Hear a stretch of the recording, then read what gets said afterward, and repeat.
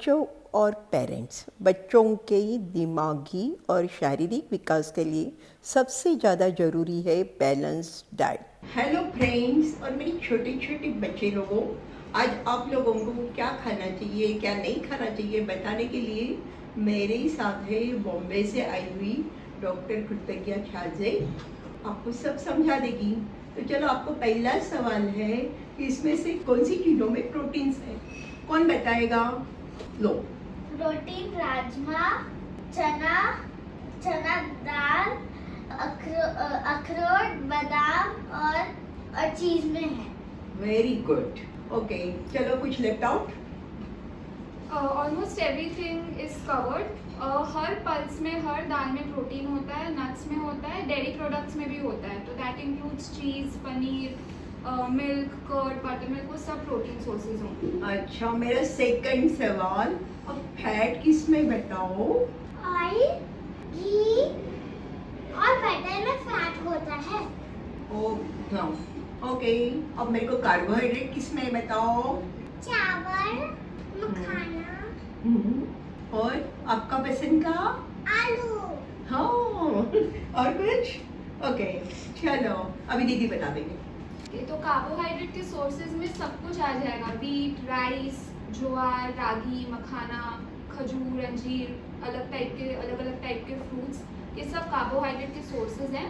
और थोड़ा कार्बोहाइड्रेट जो हमने दाल्स की बात की ना, उसमें भी प्रेजेंट होता है थोड़े। ओके। मैं हर रोज खेलने जाता हूँ और घर आने के बाद मेरे पैर बहुत दर्द करते हैं, तो स्ट्रेंथनिंग के लिए क्या खाऊं?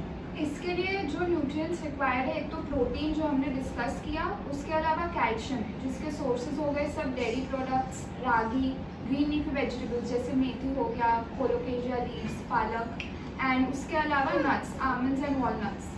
ये कैल्शियम के लिए ज़रूरी है। विटामिन डी बहुत ज़रूरी है, तो सनलाइट एक्सपोजर और साथ साथ में अगेन डेयरी प्रोडक्ट्स में विटामिन डी कंटेंट बहुत अच्छा है, तो वो कंज्यूम करना ज़रूरी है।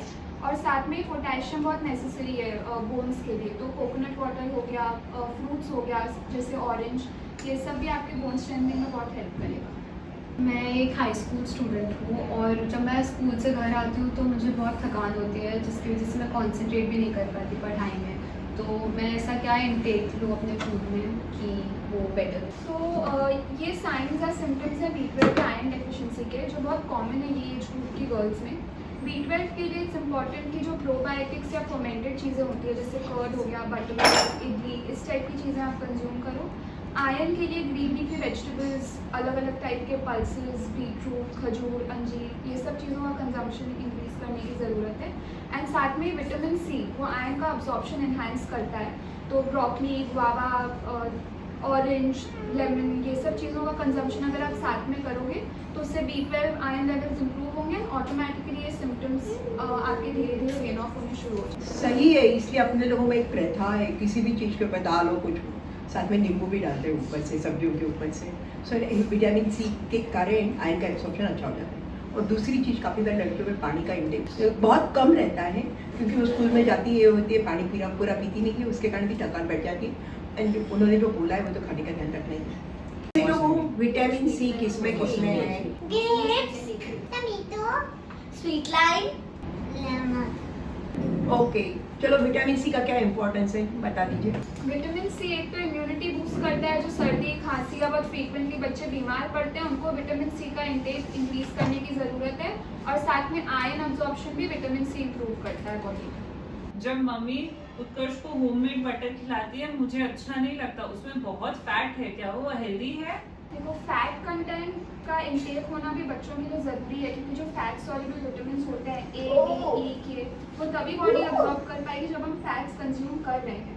लेकिन कोई भी फैट एक्सेस में अच्छा नहीं है, तो अगर सिर्फ बटर वो खा रहे, चाहे वो होममेड ही हो, वो सिर्फ बटर अच्छा नहीं है। अगर थोड़ी क्वांटिटी में बटर है, ऑयल है, होममेड घी है, तो वो इन मॉडरेशन अलग अलग टाइप के फैट्स अगर वो कंज्यूम करेगा, तो उससे उसको उसके भी न्यूट्रिएंट्स मिलेंगे और फैट सॉल्युबल विटामिन भी बॉडी में अब्जॉर्ब होंगे। बट इन मॉडरेट क्वांटिटी, हर चीज़ में ऊपर से बटर डाल के देने की। अच्छा, जस्ट इनको बता दो ना, फैट सोल्यूबल विटामिन यानी कौन से बच्चों को मालूम रहेगा? Vitamin A, vitamin D, vitamin E और विटामिन के, ये 4 फैट सॉल्युबल विटामिन है। अच्छा, विटामिन डी के बारे में बता दो थोड़ा सा। विटामिन डी को हम सनशाइन विटामिन भी बोलते हैं, क्योंकि अगर हम सनशाइन में जाते हैं तो विटामिन डी का अब्जॉर्प्शन बॉडी में इम्प्रूव होता है। कैल्शियम इंटेक करना सिर्फ ज़रूरी नहीं, अगर आपका विटामिन डी का इंटेक नहीं है तो कैल्शियम भी आपके बोन्स को या टीथ को उतना बेनिफिट नहीं करेगा जितना उसको करना चाहिए। तो विटामिन डी कैल्शियम बॉडी को यूटिलाइज करने के लिए भी ज़रूरी है और आपकी इम्यूनिटी भी वो बूस्ट करता है। ओके, अभी मदर्स दादीज किसी के कोई सवाल हो तो तुम्हारा कोई सवाल है? हाँ, ओके पूछो। लेडी फिंगर्स में कौन सी चीज होती है? लेडीज फिंगर में फाइबर कंटेंट बहुत अच्छा होता है, कैल्शियम होता है, बी विटामिन होते हैं एंड विटामिन सी भी होता है। ओके, आपका सवाल पूछो। बच्चों को जंक फूड कितने इंटरवल से देना चाहिए? लाइक वो जंक फूड तो उनको चाहिए ही, तो हम लोगों को क्या किस क्वांटिटी में कितने इंटरवल से कब तक क्या देने चाहिए?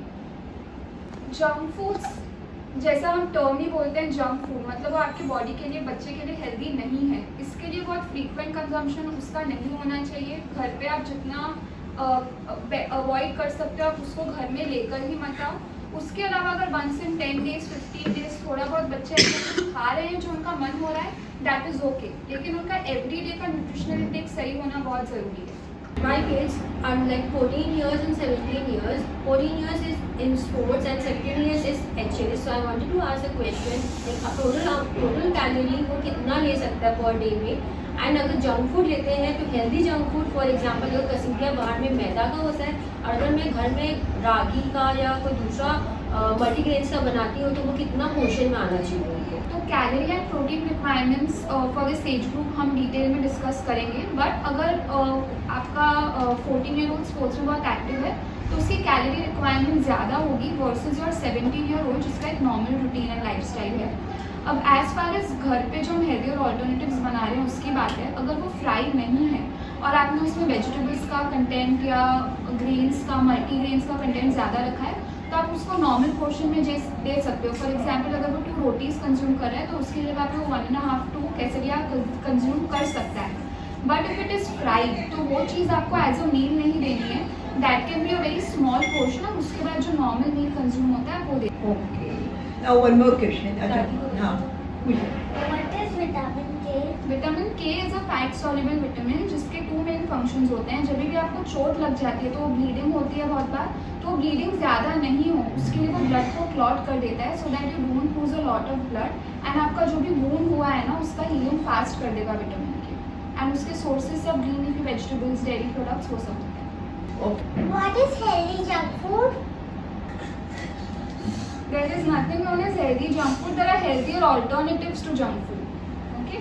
Okay, you can use the alternative. मैं 70 अबव हूँ लेकिन कभी कभी बहुत वीकनेस आती है, तो कौन से विटामिन ज़्यादा लेने चाहिए?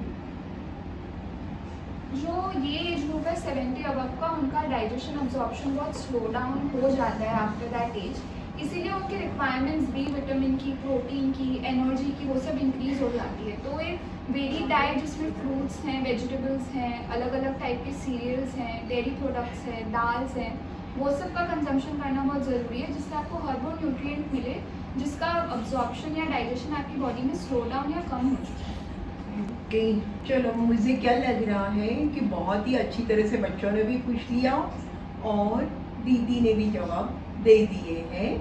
सो अगला वीडियो हम बना रहे हैं हर एज ग्रुप के लिए, पर्टिकुलरली अप टू टीनेजर क्या रिक्वायरमेंट हर चीज़ की होगी। इसलिए चलो नेक्स्ट वीडियो के टाइम वापस मिलेंगे। एट प्रेजेंट सब बच्चे लोग दीदी को थैंक यू दे रहे हैं। चलो खड़े होके थैंक्स दो दीदी को। आ जाओ दीदी के साथ, आ जाओ आ जाओ आ जाओ, थैंक यू बोलो सब मिलके। आओ भाई थैंक यू बोल, आ जा, नहीं करना, आ जा आ जा। दीदी के पास ना आ जाओ।